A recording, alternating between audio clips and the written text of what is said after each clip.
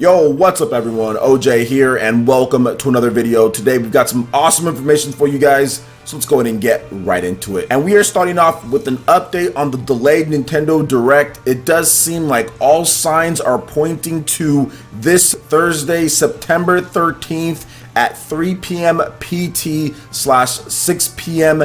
Eastern time. So pretty much the same time slot and everything, but just a week later. Now, shout outs to my boy Stealth on Twitter. He has said that he has heard from his sources that the Nintendo Direct is on 9/13 from all the sources I am hearing, who have pretty much told me all the direct dates for the last 2+ years. No reason to not believe it now at this point. Then we also have the data miners from Splatoon 2 on my last Nintendo Direct delay, when we're gonna get it update, that pointed to this Thursday as well. So it does seem like Thursday is a go, but of course we'll have to wait and see. Now there was also some more information from a source that I don't really know as much, but it does seem like they are saying that it's going to be a 7 a.m. announcement for the Direct tomorrow. So tomorrow we're going to get a 7 a.m. announcement saying the new scheduled date is this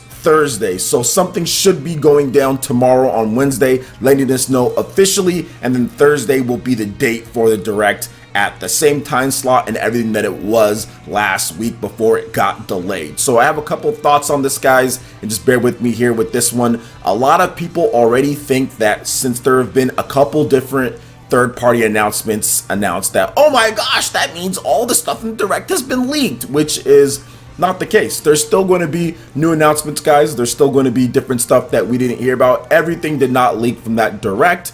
It was a 35-minute Direct, and I think we got about maybe 3 different announcements or so. We got the Civilization one. We got potentially what could have been part of the Direct, and that was the Crystal Chronicles. And then we got like another announcement or two, and that was it. That's not going to take up 35 minutes, guys. And I don't think there's going to be a ton of Super Smash Brothers, like a huge like 15 or 20-minute spot for Super Smash Brothers during this Direct. So there's still going to be a lot more stuff to discuss, and I think that Nintendo will have some pretty cool things to show off. Obviously, the Mega Man 11 demo, that was something that was supposed to happen. But like I said, I still think there's going to be a lot more, because if there wasn't, then Nintendo probably would have just done a press release or just did a video and just said, hey, this is what we've got, you know, for the Nintendo Direct, like the online Direct. They would have just released it if there was nothing else to talk about. But there is. So they're still going to schedule one and do it like normal. So what else do you guys think could be at this Nintendo Direct? Or what do you guys feel about the new date and everything that's rumored right now? And obviously, it's not a confirmation,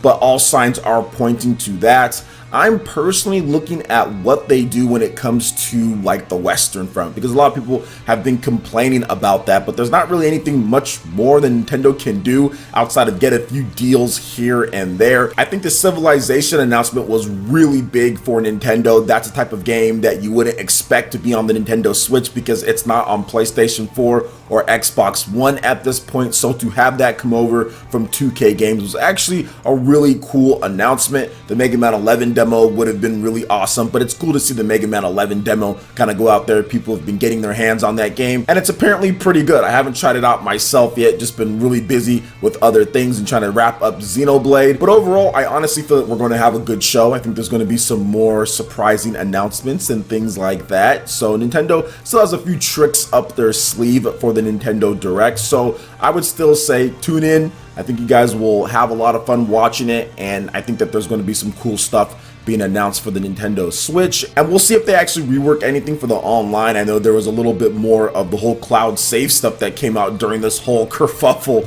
with the Nintendo Direct and everything in the delay and what's been going on in Japan. There's just been a lot of stuff that's went on between that. So we'll see if Nintendo reworks anything or if they talk about that. I don't think they'd spend too much time on it, but we'll have to wait and see on that. So I'm not really going to say much more than that. I'll just say tune into the Direct, and I think it's going to be a lot of fun. So give me your thoughts on all of this. Comment section below. All right, now moving into the next topic here, we have an update for Xenoblade Chronicles 2 Torna, the Golden Country. We are like T-minus 2 days away from expansion pass users being able to play Torna, the Golden Country on the Nintendo Switch through that ingenious, amazing, and quite possibly the best valued expansion pass that I have ever played. Seriously, this is the best value that I've ever played.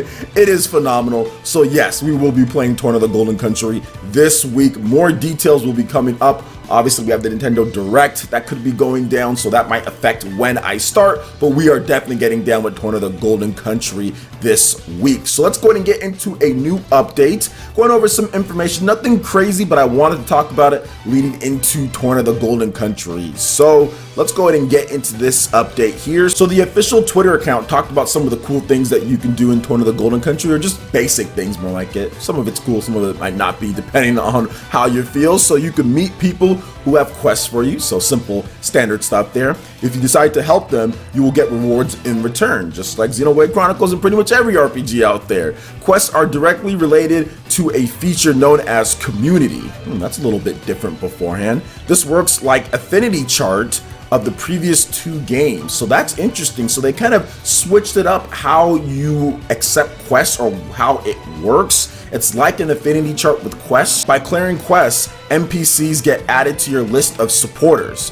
On the community screen, you can see important NPCs you've talked to, as well as who has a quest for you. Okay, so they kind of went back to how Xenoblade Chronicles X and Xenoblade Chronicles was, but mainly what I want to talk about Xenoblade Chronicles X. We kind of have like that web of people, like the community. They kind of went back towards that, so it's kind of like the affinity charts, which I think is where they got that from in terms of just like some of the look of that, and now they've actually put that into the side quests with people in there. So they're kind of just digging back into the well to bring out a little bit of a new feature for Xenoblade Chronicles 2 Torna the Golden Country, which is just absolutely amazing. I love the fact that they're doing that. I think that anything that they add in with this that's different from Xenoblade Chronicles 2 and could potentially make things easier when it comes to tracking quests or what this person thinks about you or anything like that is very good. That's something that I think that might have been cool in Xenoblade Chronicles 2. That might have been cool if they put that in there. They do kind of have something like that, but not really, to be honest. Actually, I don't really have it at all like it was in Xenoblade Chronicles X or Xenoblade Chronicles the original. So that's cool that Microsoft is kind of going back to that a little bit. I do like that, along with some of the other really cool changes with Torna the Golden Country. No more focusing on core crystals and all that and opening like 1 million of them and just getting common blades every single time. What do you guys think about this new information for Torna the Golden Country? Are you guys hyped for the game this week? Let me know your thoughts in the comment section below. All right, and moving into the final topic here, we have Moonlighter for the Nintendo Switch. We've got an official release date. So the Nintendo Switch version of Moonlighter will launch this November. So not exactly official release date, but a target month for the game. Publisher 11-Bit Studios and developer Digital Sun announced the action RPG previously launched for the PlayStation 4 and Xbox One and PC on May 29th. So we have to wait a little bit for this one, but not too long, and it's coming this November. I think it'll be a good month to kind of play a cool action RPG along with Pokemon if you're into that. So Moonlighter will be released both physically and digitally on the Nintendo Switch, which I think is going to greatly help the sales of the game at the beginning because people aren't going to be waiting for the physical version of it. Now, the previously announced physical edition of the PlayStation 4 version will launch alongside the Switch version this November. So here's a little bit about the game, and we'll go over some of the key features. So during the archaeological excavation, a set of gates were discovered. People quickly realized that these ancient passages led to different realms and dimensions. Rinoka, a small commercial village, was found near the excavation site, providing brave and reckless adventurers with treasures beyond measure. Moonlighter is an action RPG with roguelite elements that demonstrates two sides of the coin, revealing everyday routines of Will, an adventurous shopkeeper that secretly dreams of becoming a hero. So this right here already has me a little bit worried. Roguelite elements or roguelike elements, like when you die, do you lose everything? Do you go all the way back to the beginning? I think after Dead Cells, guys, I'm done with those games. I've tried, I really have, but if it's just like that, maybe somebody in the comment section, I don't know, I gotta hit up Dreamcast dude, like, oh man, like, do you lose everything then go all the way back to the beginning? Because if you do, that's a no for me.